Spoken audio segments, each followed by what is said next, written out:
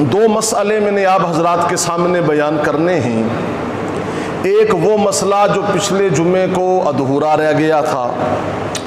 اللہ تعالیٰ قرآن پاک میں فرماتا ہے کہ وَاعْتَصِمُوا بِحَبْلِ اللَّهِ جَمِيعًا، کہ تم سارے کے سارے اللہ کی رسی کو مضبوطی سے پکڑ لو، تھام لو، وَلَا تَفَرَّقُوا، اور تفرقے میں مت پڑو۔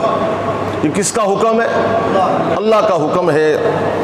یہ آیت آپ نے بارہا سنی بھی ہوگی، تلاوت بھی کی ہوگی، اور تقریباً ہر سرکاری تقریب میں یہ آیت پڑھی جاتی ہے۔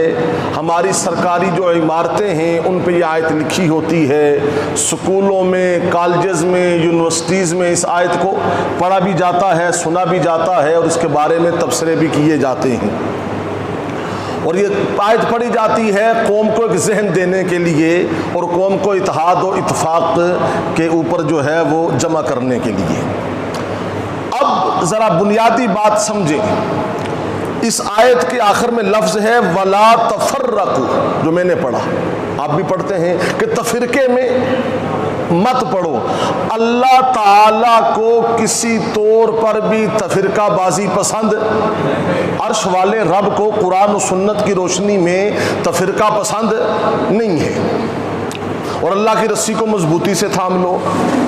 اب یہاں پر ٹی وی پر کوئی بات کریں تو اینکر اس آیت کا حوالہ دیتے ہیں، صحافی اس آیت کا حوالہ دیتے ہیں، کوئی اگر جو ہے وہ سیاستدان آیا ہے تو وہ اس آیت کا حوالہ دیتا ہے۔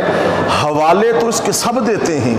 یہ آیت تو صحافی بھی، اینکر بھی، سیاستدان بھی، وکیل بھی، ڈاکٹر بھی، پروفیسر بھی، جہاں ان کو موقع ملتا ہے یہ آیت پڑھ کے سنا دیتے ہیں۔ کبھی یہ تو بتاتے تفرقہ ہے کیا؟ کبھی یہ تو بتاتے تفرقہ ہے کیا؟ اب سوشل میڈیا کا دور ہے، میری گفتگو ریکارڈ ہو رہی ہے، کتنے لوگ سنیں گے، میڈیا پہ جائے گی۔ آج سنیں تفرقہ کیا ہے۔ یہ تفرقہ بازی کی لعنت جس ملک میں آ گئی وہ کھوکھلا ہو گیا۔ جس سوسائٹی میں گروہ میں تفرقہ بازی آ گئی وہ سوسائٹی گروہ ختم ہو گئے۔ اب سنیں تفرقہ کیا ہے۔ پتہ ایک مثال سنیں پہلے۔ ایک چور نہ چوری کر کے نکلا، چور چوری کر کے نکلا تو سب نے کہنا شروع کر دیا چور چور چور چور، تو چور نے بھی کہنا شروع کر دیا چور چور چور۔ اب سمجھ نہ آئے کہ چور کون ہے، سمجھ نہ آئے کہ چور کون ہے۔ ہم کہتے ہیں تفرقہ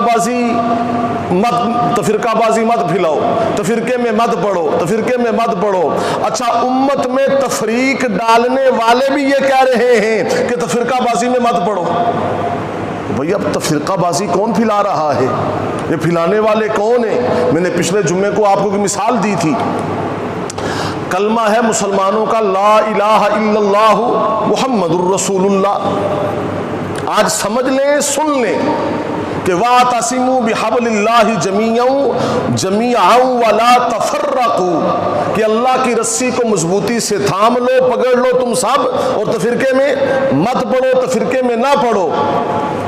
اب ہمارا کلمہ ہے لا الہ الا اللہ محمد الرسول اللہ۔ تمام سامعین بآواز بلند پڑھ لیں، لا الہ الا اللہ محمد الرسول اللہ، محمد الرسول اللہ۔